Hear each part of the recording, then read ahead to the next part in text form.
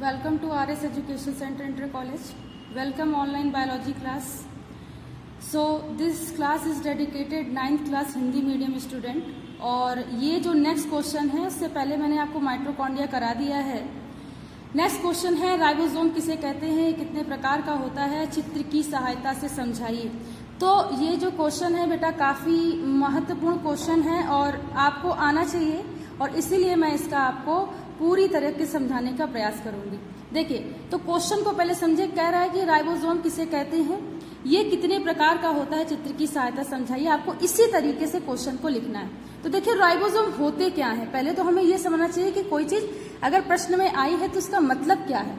देखिए ribosome ribo nucleoprotein, कौन, ribosome ribo nucleoprotein से मिलकर बने होते हैं. यानी कि राइबो न्यूक्लियोप्रोटीन का मतलब होता है कि आरएनए और प्रोटीन की बनी पिन की घुंडी के आकार की सूक्ष्म कणिकाएं होती हैं. तो राइबोसोम बेसिकली क्या होते हैं, आरएनए और प्रोटीन की बनी पिन की घुंडी के आकार की सूक्ष्म कणिकाएं होती हैं. यह 250 एम्ब्रेस्ट्रॉन्ग व्यास के गोलाकार कण होते हैं. देखिए आप देखिए स्ट्रक्चर, ये 250 व्यास के गोलाकार कण होते हैं. अब आगे देखिए ये एंडोप्लाज्मिक रेटिकुलम की कलाओं से जुड़े हुए होते हैं. ये एंडोप्लाज्मिक रेटिकुलम क्या होता है, ये एक बेटा सेल में या कोशिका में पाई जाने वाली संरचना होती है और ये एंजाइम के निर्माण में सहायता करती है.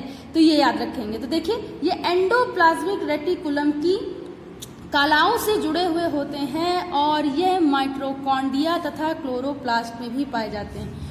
तो बेटा जो राइबोसोम होते हैं एक तो एंडोप्लाज्मिक रेटिकुलम की संरचनाओं से जुड़े हुए होते हैं और साथ ही साथ ये क्या करेंगे, माइटोकॉन्ड्रिया तथा क्लोरोप्लास्ट में भी पाए जाते हैं. तो ये बात आप राइबोसोम के संदर्भ में ध्यान रखेंगे. ये कलाविहीन होते हैं. राइबोसोम बेटा क्या होते हैं, कलाविहीन होते हैं. कलाविहीन का बेटा मतलब जानते हो, कलाविहीन का मतलब ये होता है जिसमें कला या कोई प्रकार की मेम्ब्रेन ना पाई जाई हो, उसे बोलते हैं कलाविहीन. आप इसका स्ट्रक्चर देखिए सिंपल सा. तो इसमें क्या है, इसमें कोई भी आपको कला नाम की चीज नहीं दिख रही, कोई ऐसी संरचना नहीं दिख रही, सिर्फ एक गोलाकार संरचना है. तो यही बता रहा है कि यह एक क्या होता है, कलाविहीन संरचना होती है. अब उसके बाद देखिए राइबोसोम की खोज किसने की थी. राइबोसोम की खोज पैलाडी-नाइमिक साइंटिस्ट ने 1955 में की थी. तो आप ये इस नाम याद रखेंगे, ठीक है. पैलाडी एक ही बात है, ठीक है, अलग अलग बुक में आपको अलग अलग मिल सकता है. बेसिकली इनका पैलाडी नाम होता है. तो राइबोसोम की खोज पैलाडी नामक साइंटिस्ट ने 1955 में की थी. राइबोसोम में दो प्रकार की इकाइयां होती हैं, बड़ी तथा छोटी. बड़ी तथा छोटी. बेटा बड़ी इकाइयों को कहते हैं एटीएस. क्या बोलते हैं, एटीएस, ठीक. और छोटी इकाइयों को बोलते हैं बेटा 70s. क्या बोलते हैं, 70s. ये याद रखिएगा कि जो इसकी बड़ी इकाई होती है उसे एटीएस बोलते हैं, छोटी जो इकाई होती है उसे 70s बोलते हैं. तो आप इसमें लिख लेंगे, बड़ी इकाई को एटीएस कहते हैं, छोटी इकाई को 70s कहते हैं, ठीक है. और जहां दिक्कत आए मेरे वीडियो को पॉज करके सुनिए और फिर इसे कंटेंट या थ्योरी को लिख सकते हैं.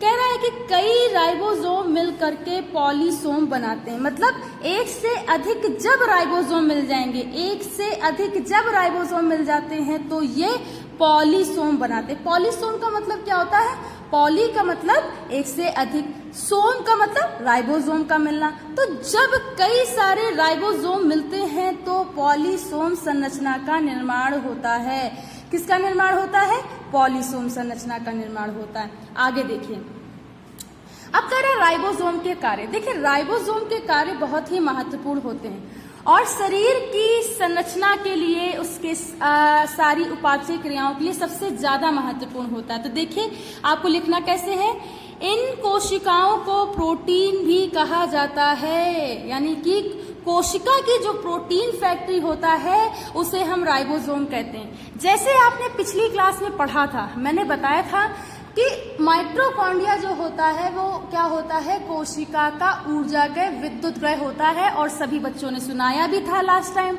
तो तो उसी तरीके से आपको ये भी पॉइंट याद रखना है कि कोशिका की प्रोटीन फैक्ट्री राइबोसोम को कहा जाता है। याद रखिएगा, क्यों कहा जाता है? क्योंकि कोशिका में क्या होता है, प्रोटीन तथा एंजाइम का संश्लेषण राइबोसोम के ही द्वारा होता है, इसलिए राइबोसोम को कोशिका की प्रोटीन फैक्ट्री भी कहते हैं।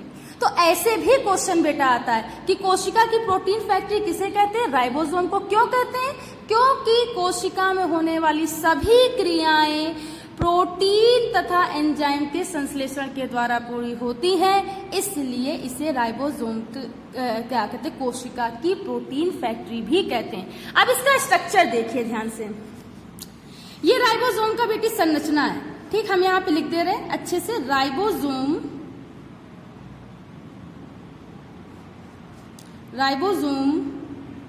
की संरचना। आप नीचे ये हेडिंग डाल करके बेटा ऐसे लिख लेंगे और इसे बच्चों अंडरलाइन कर दीजिएगा, ठीक है। अब देखिए राइबोसोम हमने बताया 2 सब यूनिट में बटा होता है, 80S एक 70S। बेटा S क्या होता है? S का मतलब ही होता है यूनिट। क्या होता है? यूनिट। इसे बोलते हैं स्वेद वर्ग यूनिट। क्या बोलते हैं? स्वेद वर्ग यूनिट। तो आप S अभी क्योंकि छोटी क्लास है तो आप सिर्फ इतना याद रखिए कि 80S का मतलब यूनिट होता है। अब ये 80S है बेटा राइबोसोम, ये 50S सब यूनिट और 30S सब यूनिट में बटा होता है। बात समझ में आ रही? ये 80S जो बड़ी यूनिट है, कैसी यूनिट है बेटा? बड़ी यूनिट है, बड़ी यूनिट है। अब ये बड़ी यूनिट या बड़ी इकाई क्या करेगी, 50 सब यूनिट और 30 सब यूनिट में बटी रहती है। बात समझ में आ रही? उसी तरीके से ये जो यूनिट होती बेटा 70 यूनिट होती है, बेटा छोटी यूनिट होती है कि नहीं होती है? ठीक है, ये छोटी यूनिट होती है। अब ये छोटी यूनिट क्या करती है, 50S यूनिट 30S यूनिट में बटी होती है। तो कभी कभी आपसे प्रश्न ये भी पूछा जाता है कि कौन सी यूनिट कितने में बटी होती है। अब तो बता लेंगे, 80 सब यूनिट 50 और 30 में बटी होती है, 70 सब यूनिट 50S और 30S में बटी होती है। ये राइबोसोम की 2 सब यूनिट का स्ट्रक्चर है। ये पूरा स्ट्रक्चर राइबोसोम की संरचना का होता है। तो बेटा कुछ इस तरीके से आज की क्लास का ओवरव्यू है।